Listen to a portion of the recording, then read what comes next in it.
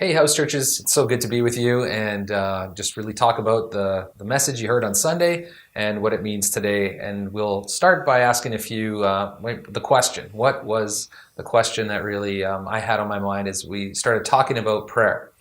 And as I looked at this parable in Luke about Jesus teaching on prayer in Luke 18, I've read this parable for quite a long time, and I've always thought to myself, am I the widow in this story?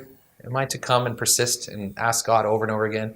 Or is God like this judge in this story? And so that was my question.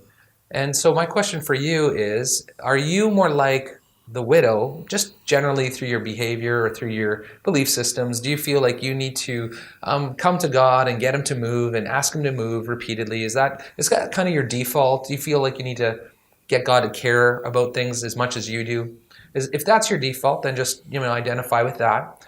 Or is your belief system more of like maybe sometimes of a God who doesn't always hear you, and you need to try harder, and he might find you annoying, and some of these other things the judge does in this story.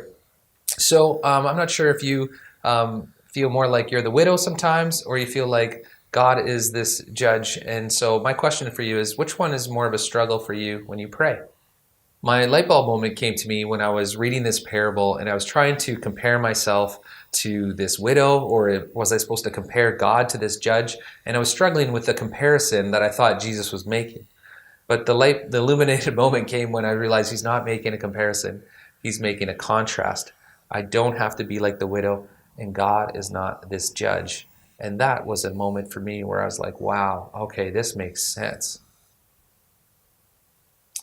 I think the arrow coming out of this parable really has to do with alignment, us being aligned with God, that there might be some contrasts in our own life that aren't aligned with God, and they need to come into line and look like the life of Jesus. They need to look like his truth.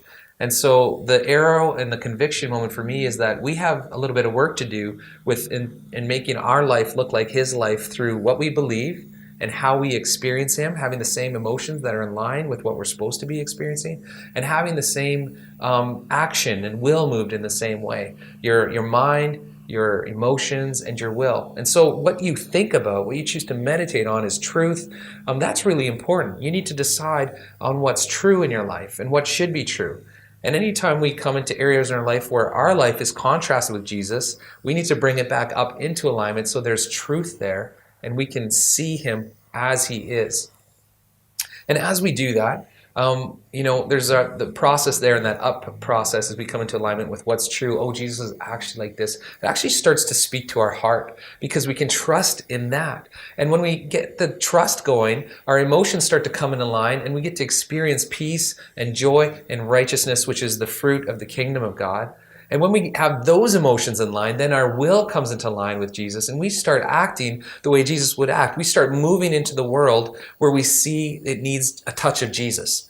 And so that's really what prayer does, is what we're learning in this series, is that prayer will move you. It'll change you. As you see God and you meditate on his word and you see the true character of him, you can trust in him, and your emotions come into line, and then your actions come into line, and you get to let people experience the peace and the joy and the righteousness that God has given inside of you.